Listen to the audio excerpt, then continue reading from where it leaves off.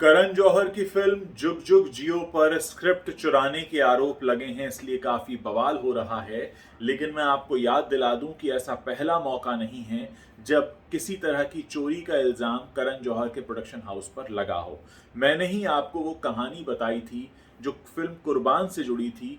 Film कुर्बान को जब जिहाद नाम से बना रहे थे करण जौहर, उस वक्त इनके प्रोडक्शन हाउस ने 5 लाख यूएस डॉलर का एक घोटाला किया था और उसको लेकर अमेरिका से इन्हें काफ़ी सारे नोटिस भी मिले थे और इन्हें शूटिंग लोकेशन वहाँ से शिफ्ट करनी पड़ी थी। वहाँ बहुत सारा बवाल हुआ था, बहुत सारे लोगों के पैसे नहीं दिए थे। 5 लाख यूएस डॉलर कितना होता है आप अंदाज़ा लगा सकते हैं।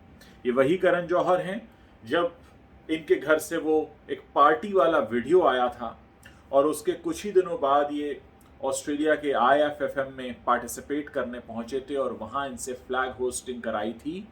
जानते हैं क्यों?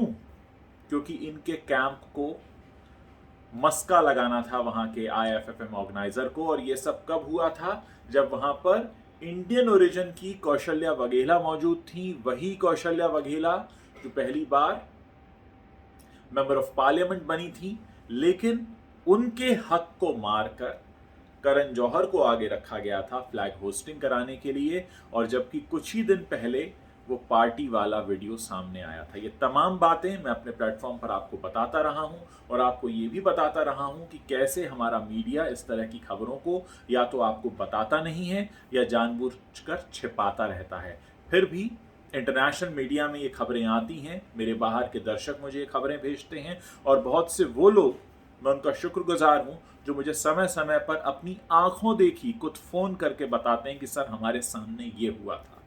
वो लोग वहां पर मौजूद थे और देख रहे थे कि कैसे करण जौहर से फ्लैग होस्टिंग कराई जा रही है, जबकि कौशल्या वघेला वहीं बैठी हुई हैं और उन्हें तो ढंग से बिठाया भी नहीं गया था, पीछे बिठाया गया था। तो ये होता है, बॉलीवुड वालों को मस्का लगाने के लिए इस तरह के काम किए जाते हैं। अब मैं उन लोगों से सवाल पूछना चाहता हूं जो इस तरह की कारगुजारियों को छुपाते रहे हैं कि अब वो क्या कहेंगे। और पाकिस्तान जैसे देश से आरोप लग रहे हैं, पाकिस्तान जो खुद बैंक्रप्सी की कगार पर है, वहां का एक सिंगर कह रहा है कि इन्होंने मेरा गाना चुरा लिया। मतलब आप सोचिए, पाकिस्तान से हमारे कैसे संबंध हैं बताने की ज़रूरत नहीं है, पाकिस्तान की खुद की आर्थिक हालत क्या है बताने की ज़रूरत नहीं है, और आप वहां से चुरा रहे हैं। ये आरोप लग रहे हैं, ये आरोप ही अपने आप में कितना बड़ा है और किस तरह से आप पूरे देश की नाक नीची कर देते हैं।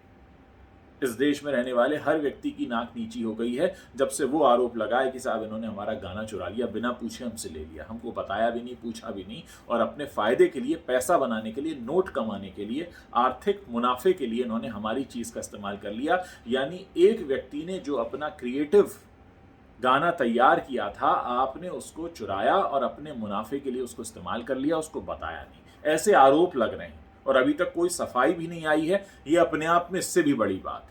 और पहले जो USD 5 लाख USD का घोटाला हुआ था जिहाद के टाइम पे, उसकी कहानी भी मैं आपको बता चुका हूँ।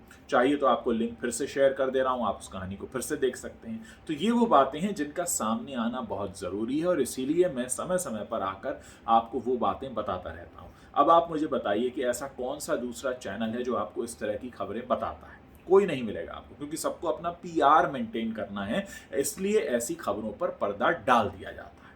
लेकिन झूठ छुपाए नहीं छुपता, झूठ एक दिन निकल कर आ ही जाता है। फिलहाल देश की जनता इंतजार कर रही है कि इस पूरे मामले पर सफाई निकल कर कब आएगी।